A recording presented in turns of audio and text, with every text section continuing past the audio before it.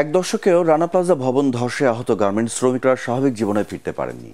ওই দুর্ঘটনার পর কিছু আর্থিক সাহায্য পেলেও এখন তা বন্ধ বলে জানিয়েছেন তারা। অনেকে আছেন অর্থকষ্টে, পরিবার পরিজন নিয়ে দুর্বিষহ দিন কাটাচ্ছেন তারা। এ অবস্থায় মানদণ্ড অনুযায়ী ক্ষতিপূরণের দাবি জানিয়েছে শ্রমিক সংগঠনগুলো। সাভার প্রতিনিধি শেখ বাশারকে সাথে নিয়ে রিপোর্ট করছেন শারফুল আলম। ভীষণ নিয়ে এলো ফুলঝুরি মেগা অফার সিজন 6। এই অফারে ফ্রিজ কিনলেই পাচ্ছেন নিশ্চিত 12 সেটের আকর্ষণীয় গিফট বক্স একদম ফ্রি। রানা প্লাজা পোশাক কারখানায় কাজ করতেন এসব কর্মীরা। সেই দিনের কথা মনে করে এখনো আটকে ওঠেন তারা।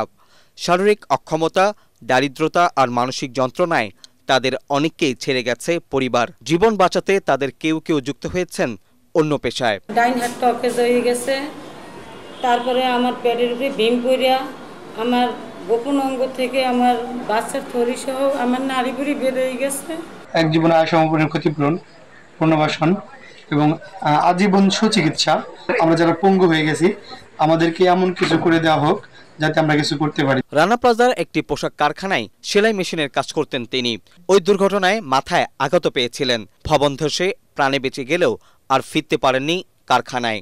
এখনো সেই অসুস্থতা, চিকিৎসার টাকাও নেই, চলে না সংসারও।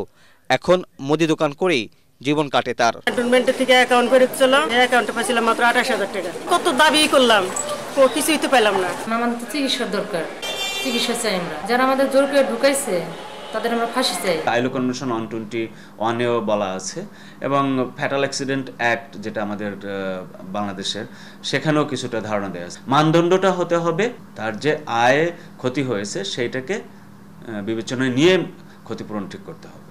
উন্নয়ন সংস্থা অ্যাকশন এডের তথ্য মতে রানা প্লাজা দুর্ঘটনায় ক্ষতিগ্রস্ত কর্মীদের 43% এখনও বেকার। মানসিক বিপর্যয় রয়েছে 31%। ওই দুর্ঘটনার পর ট্রাস্ট ফান্ডের সহায়তায় নিহত আহতদের 280 কোটি টাকা সহায়তা দেয়া হয়েছে।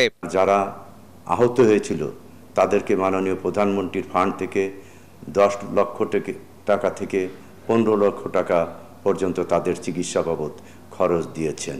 এখনও কেউ যদি টাকা না পেয়ে থাকে বা চিকিৎসার মানে করতে চায়, আমরা অবশ্যই তাদের চিকিৎসা দিব এবং সহযোগিতা করব। 2013 সালের মর্মান্তিক ওই দুর্ঘটনায় মারা যান 1138 জন গার্মেন্টস কর্মী। আহত ও জীবিত উদ্ধার করা হয় 2400 জনকে। শারফুল আলম, এটিএন বাংলা, ঢাকা।